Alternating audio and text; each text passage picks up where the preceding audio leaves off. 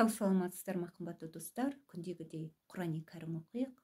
Ахқаф сүресі 502 бет, 26 пара. Меккеде түскен 35 аят. Аса қамқор ерекше мейірімді Алланың атымен бастаймын. Ұғымын Алла тағала біледі.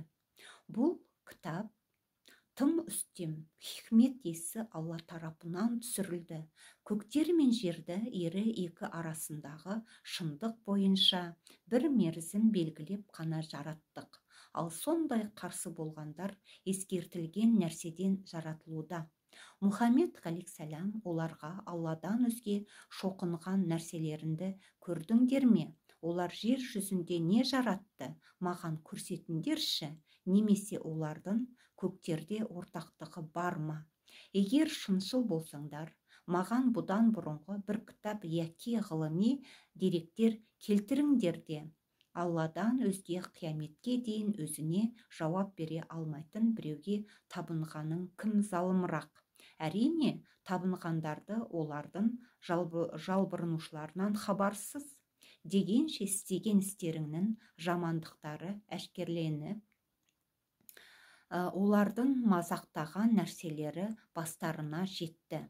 Оларға сендер осы күнге жолығуды ұмытқандай сендерді біз де ұмытамыз. Орындарың от. Сондай-ақ сендер үшін біз жәрдемші болмайды делінеді.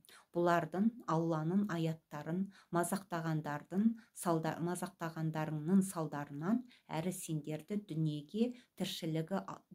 тіршілігі алдады.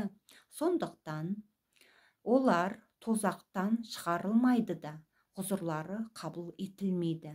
Барлық мақтау көктер мен жердің және әлемдердің Рабы Аллаға тән.